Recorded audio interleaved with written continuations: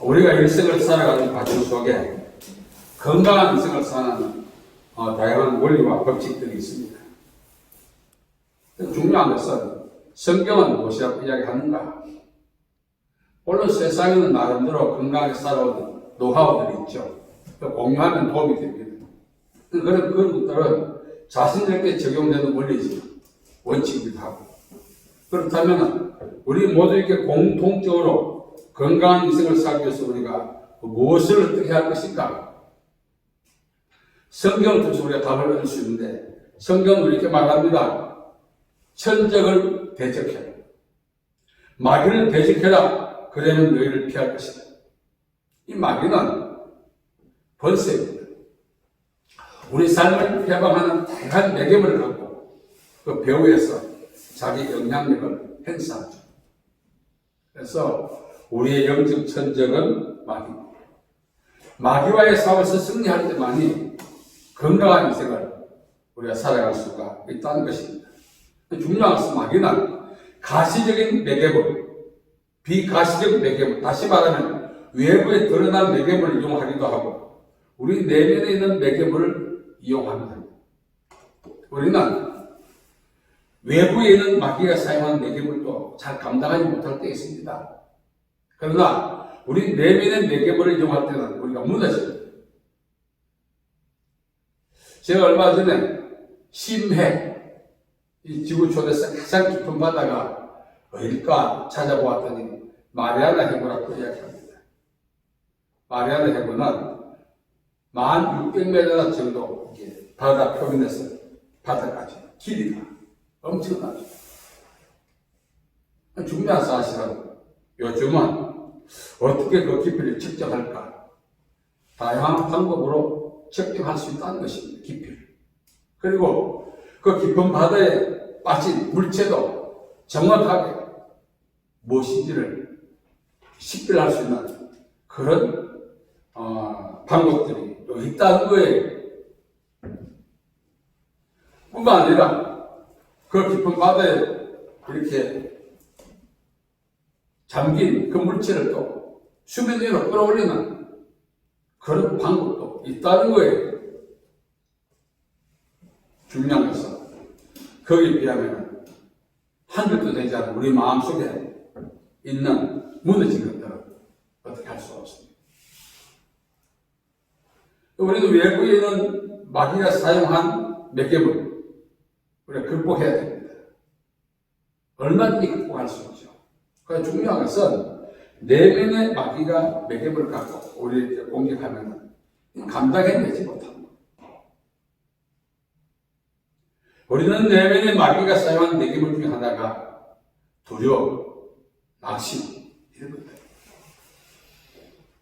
사람이 마음이 무너질 때는 누가 그것을 이렇게 세우겠느냐 성경이 말합니다. 건물이 붕괴되고 삶의 터가 붕괴되면 얼마든지 재건축 가능하죠. 심해 있는 내가 소중히 여기는 물체 얼마든지 끌어올릴 수 있습니다. 그러나 내면에 붕괴된 이 상태는 좀처럼 회복되기가 쉽지 않다는 거죠. 그래서 우리는 내면의 불안과 염려와 근심과 두려움이 다 있어요. 그 중에 가장 심각한 것이 낙심입니다. 낙심은 재건축 힘듭니다. 그래서 우리가 건강한 인생을 살기 위해서는 마음이 붕괴되지 않도록, 낙심하지 않도록 마음의 관리를 잘 하는 게 중요하다는 것입니다. 그런데 이 사실을 알고 있어요. 그러나 붕괴되고 나면은 어떻게 할 수가 없습니다. 제 주위에는 많은 분들이 있습니다. 그렇게 기고만장한 인생을 사는 분들이 마음이 붕괴되니까 짠해 마음이. 어떤 원인에 무엇 때문에 마음이 붕괴되어 그렇게 되는지 모르지만 답은 하나예요. 낙심하는 거죠. 우리는 여러 가지 원인이 있습니다. 낙심할 수밖에 없는 원인이. 그 중에 가장 큰 원인은 희망을 상실할 때 낙심하는 것입니다. 우리가 매일 희망을 갖고 살아야 되는 것이에요. 낙심이 안 빠지는. 그래서 우리가 이제 살다 보면 눈을 불릴수록 커져요. 요만한 눈덩이가 불리면 불릴수록 커지지 않습니까? 눈사람도 만들고 그 손 주먹만한 눈이 바로 희망, 굴러가는 과정이 희망의 과정이.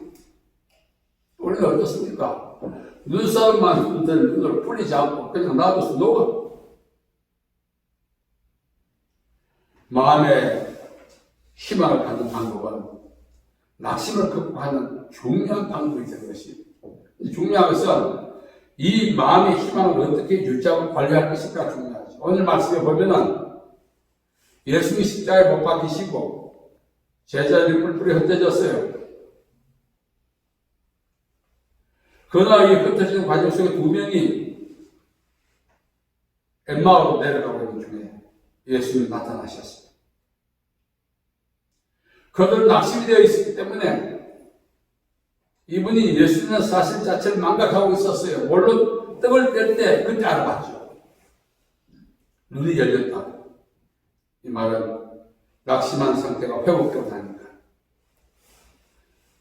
길에서 만나서 오늘까지 식탁에 이런까지 동행한 분이 예수님의 사실을 그제서 아는 거예요. 마음의 낙심을 극복하지 않는다면 예수님이 동행해 주어도 그 가치를 몰라요. 사망 권세를 이기시고 세상을 이기신 그 권능의 주님이 자신과 함께 있음에도 불구하고 여전히 낙심한 상태로 살아갈 수밖에 없다는 사실. 제자들이 말합니다. 우리 낙심이 어떻게 회복됐느냐? 예수님이 동행하는 과정 속에 말씀을 풀어주셨고 그 말씀이 우리 심령을 뜨겁게 했고 여호와의 율법은 완전하여 영혼을 소생한다고 시편 19편 7절 말합니다. 낙심을 극복한 유일한 방법은 하나님의 말씀을 다시금 묵상하는 것입니다. 복 있는 사업은 악인의 길을 쫓지 않고 죄인의 길을 서지 않고 오만한 자리에 자리하지 않고 오직 여호와의 율법을 즐거워하여 그 율법을 주야로 묵상하는 자로 이는 시내가에 심은 나무가 씨를 쫓아 과실을 맺은 것 같이 그 행사가 다 행동하다 했습니다. 여러분, 마음의 이 낙심을 극복할 수 있는 유일한 것. 누가복음 18장에 예수님 말씀해 주시죠. 기도하다가 낙심하지 마라. 왜? 반드시 내가 그거 원하는 그거 줄 알고 있다는 사실은 시기의 문제죠. 우리가 낙심하는 이유는 하나님의 약속을 상실하기 때문에 그렇습니다. 설령 하나님의 약속을 우리가 회복했다 할지라도 하나님 일하실 그 기간까지, 그 타이밍까지 인내하지 못하기 때문에 그렇습니다. 오늘 여름 도성에 이 두 사람들은 삶의 동력을 잃어버렸습니다. 비전을 잃어버렸습니다. 살아야 할 명분조차 잃어버린 것이죠. 그러나 그들이 예수님을 만나 예수님의 말씀을 통해서 삶의 동력을 회복하고 비전을 회복하고 삶의 목적과 모든 것을 다시 한번 재정립하는 기회가 됐다는 사실. 핍박을 피해서 갔던 엠마오, 도피했던 엠마오에서 핍박이 덕세하던 예루살렘을 하여 그 중심부를 향해 다시 진입할 수 있었던 저력도 하나님의 말씀을 통해서 낙심을 극복했기 때문에 그렇습니다. 우리가 트라우마라고 하는 단어가 있습니다. 어떤 사건을 통해서 우리가 경험하는 내외적인 그런 후유증이죠. 이 제자들이 겪은 트라우마는 참 대단했죠. 그래서 도피하는 거예요, 엠마오. 얼마나 강력했는지. 그 덕세하던 트라우마, 제자들 엠마오로 내몰 수밖에 없었던 그 트라우마가 덕세하던 예루살렘을 향하여 다시 재진입할 수 있었던 것도 하나님의 말씀으로 낙심을 극복했기 때문에 그렇습니다. 저도 인생이 힘들고 어려울 때마다 하나님의 말씀 많이 적었어요. 암송도 많이 했지만 평소에 기억하고 있던 하나님의 말씀을 많이 암송했어요. 그래서 다 적었어요. 그러한 과정에 치유가 되잖아요. 우리는 하나님의 약속의 말씀을 끝까지 붙들어야 합니다. 어떤 상황이 온다 할지라도 하나님이 내게 주신 약속의 말씀을 붙들지 않으면 낙심합니다. 사실 따지고 나면요, 상황 때문에 낙심하는 그거는 변명이에요. 그건 초짜들이 하는 이야기입니다.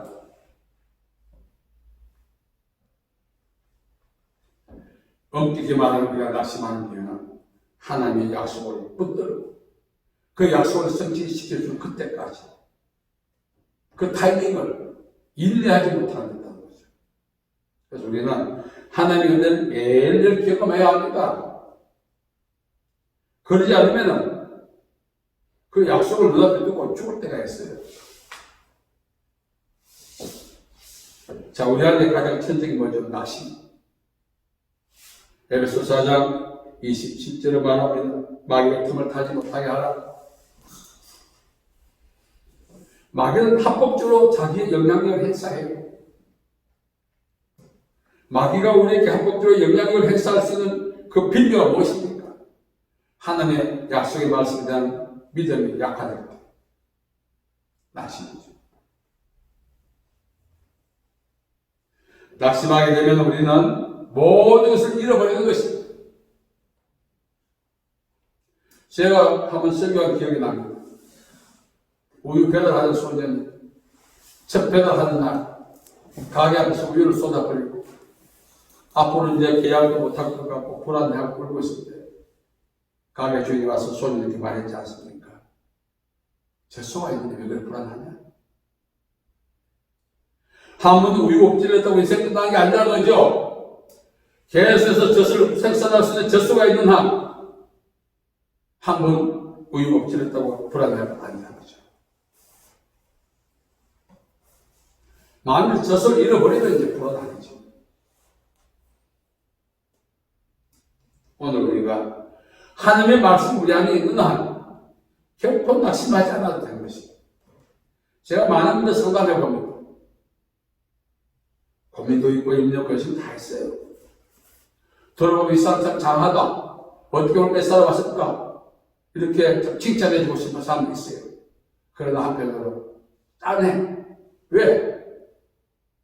상황이 이 사람을 힘들게 하는 것이 아니라 이 상황을 여기 극복할 수 있는 하나님의 약속의 말씀을 잃었기 때문에 낙심했기 때문에 힘든 거죠. 그걸 경험하기까지는 세월이 많이 가요. 내가 왜 힘들까? 상황 때문에. 그거는 초짜죠. 너도 나가 있잖아. 내가 나보다 더 할 거야. 이렇게 변명하는 것도 마찬가지예요. 엠마오 도상에서 만나 주셨던 예수님은 그 형태 그 모습 그대로 제자들과 함께 식탁에 앉았어요. 거기에서야 예수님인 줄 알게 되었던 거죠. 그전까지 왜 몰랐을까요? 낙심 때문에. 인생이 낙심 때문에 잃어버린 가장 소중한 것이 무엇입니까? 세상 끝날까지 내가 너와 함께 있겠다 약속하신 그 예수님 나와 함께 있다는 사실조차도 잃어버린 것입니다. 예수님은 절대 부재하지 않습니다. 우리가 낙심 때문에 예수님 부재를 늘 느끼는 거죠. 저도 살아가면서 번번할 게 있습니다. 목사가 그럴 수 있나? 사람들을 듣는 지탄할 수도 있어요. 그래도 저 번번에 예수님 부재를 인정한 적 한 번도 없어요. 어떤 상황이든 예수님 나와 함께 하는데 사실 하나 때문에 오늘까지 왔지. 안 그래서 예수님 부재를 느꼈다면 화장터 갔겠죠. 화장터. 가족이 어떻게 되든 말고. 누구든지 살아가는 과정 속에 천적들의 공격을 받습니다. 또 천적들이 우리를 공격하기 위해서 사용하는 매개물들이 다 달라요. 억장 무너질 수도 있고 그냥 약봉지 들고 막 털어놓고 싶은 때도 있고 고층도로에서 뛰어내려 죽고 싶을 때도 있고, 그런 충동을 유발할 수밖에 없을 만큼 마귀가 사용하는 매개물이 강력한 거죠. 그런 가운데서 우리가 건지하는 유일한 방법은 하나님의 약속의 말씀을 붙드는 것입니다. 믿는 도리의 소망을 굳게 잡으라고 해요. 저는 경제적으로 힘들 때 있었습니다. 그래서 주 안에는 나에게 딴 것이 있어요. 처음에는 자위하기 위해서 불렀어요. 근데 부르고 불렀더니 실제가 되더라고요. 그리고 깨달은 게 하나 있습니다. 하나님 나를 떠나지 않고 항상 함께 하셨다는 사실을. 요즘 이제 더 강력하게 느끼는 거죠. 저녁마다 기도하면서 그때도 하나님 나와 함께 계시구나. 만일 정말 제 의식대로, 제 생각대로 하나님이 구제했다면 저는 벌써 전쟁에서 희생됐을 것입니다. 제자들은 예수의 부재하신 것이 아니라 스스로 인식한 거죠. 우리는 여기서 우리 인생의 동력을 회복해주는 예수, 오늘 또 말씀을 통해서.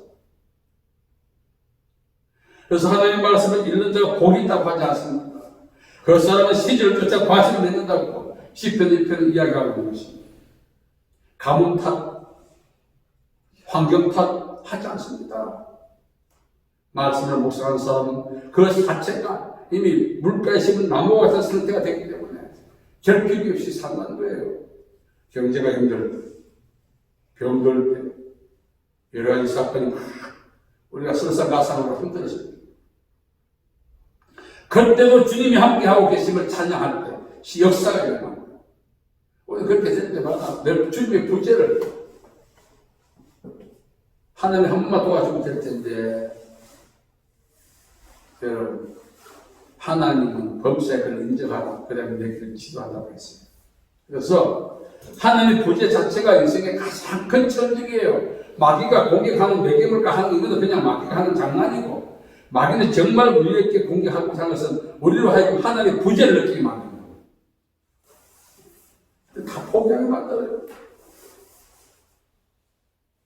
어떤 상황이 내 앞에서 연출되든지, 우리는 그것이 비록 우리가 자초했다 할지라도 하나님 나와 함께하고 계심을 인하여 힘을 얻고 감사하고 일어서야 되는 것입니다.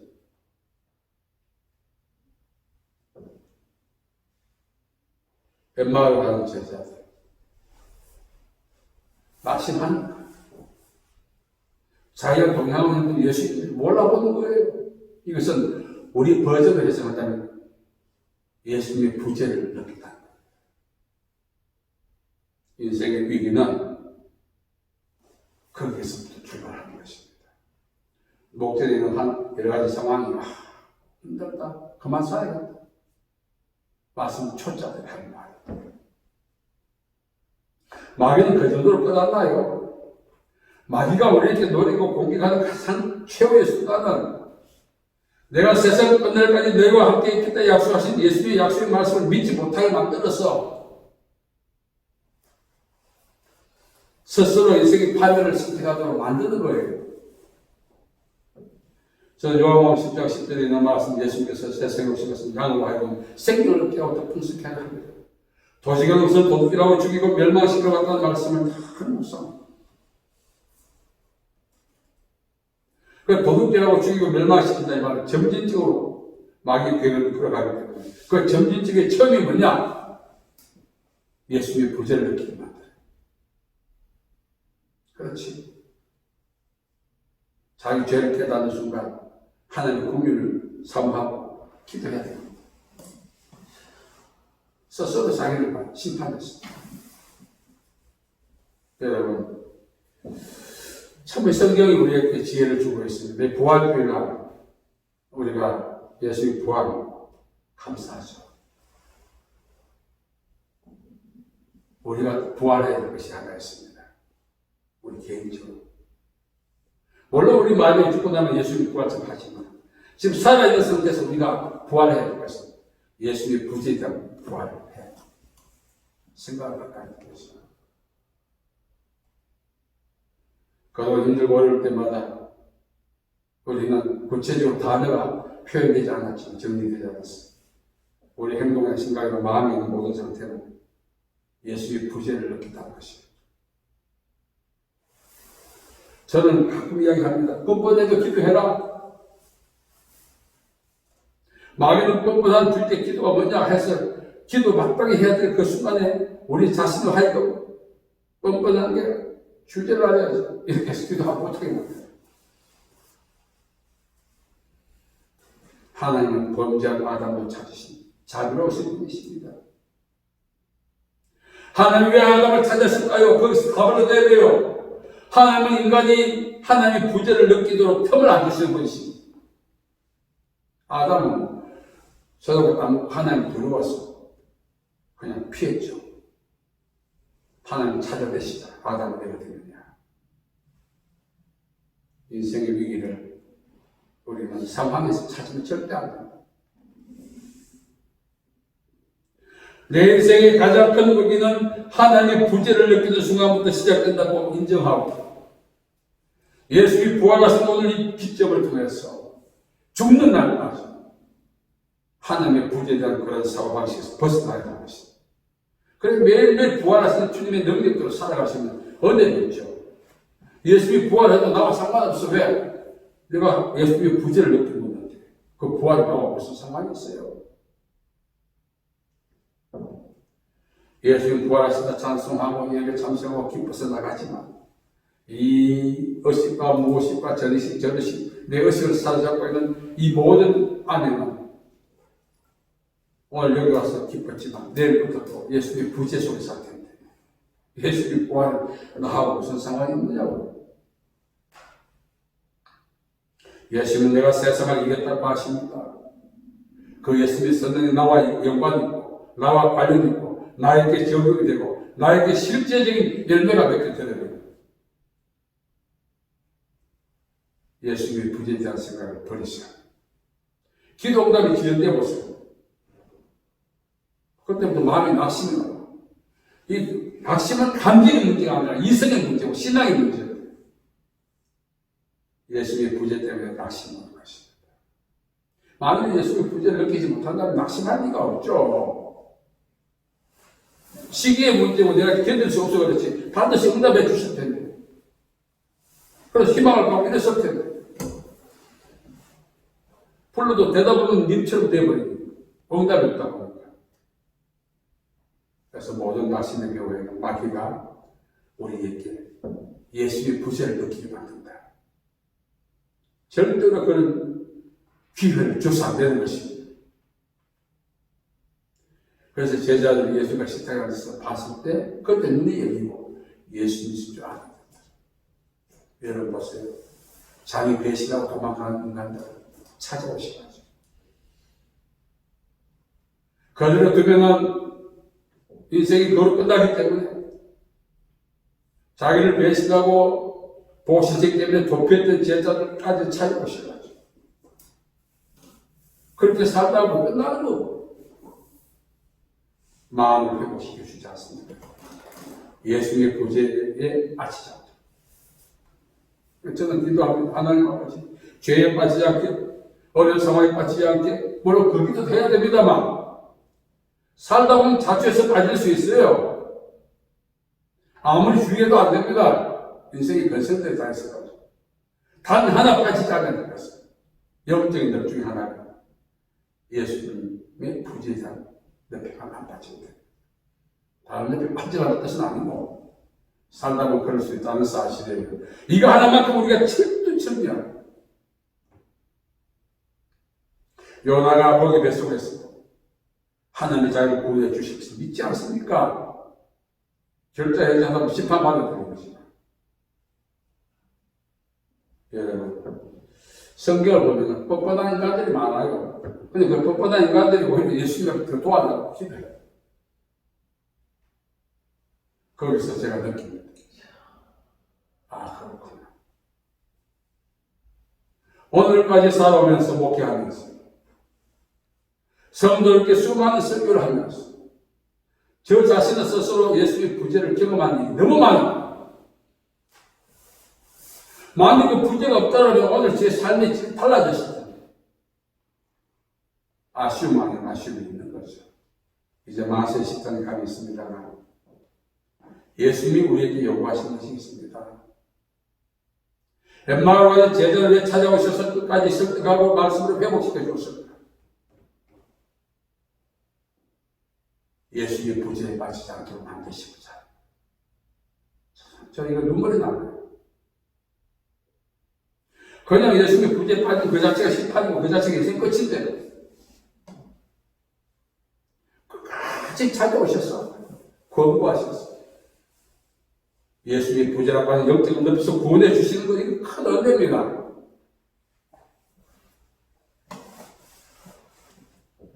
구원받은 우리는 또 하나의 구원이 있는 거죠. 죽는 날까지 구원받는 거예요. 마지막에 최종 구원이 하나라는 것이지만 엠마오로 가는 제자는 저와 여러분이 살다 보면 신앙적으로 힘들어서 예수의 부재의식 속에 살아갈 때가 많아요. 함께 해주셔도 인정 안 해요. 함께 계시면 도와줘도 그분이 예수님의 사실을 몰라.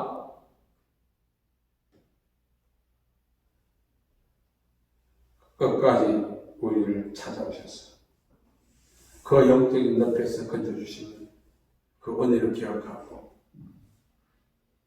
다시는 엠마오로 가는 제자의 정체를 밟지 않으려면 내가 그런 죄를 보며 본받아서 할지라도 나와 함께 계시면서 나를 구원하시고 새롭게 원하시는 예수의 열심을 보는 눈이 열려야 되는 것입니다.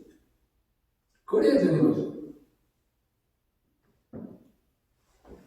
구제불능의 사람을 찾아오신 예수. 지망사하겠다. 도망가고 배신하고 인간의 행위가 어떠하든지 한 번 선택받은 자는 예수님이 책임져 주신다는 사실. 오늘 제자들이 회복되고 난 다음 도피했던 장소, 그 핍박의 강도가 고조되는 환경 속으로 다시 들어간 거죠.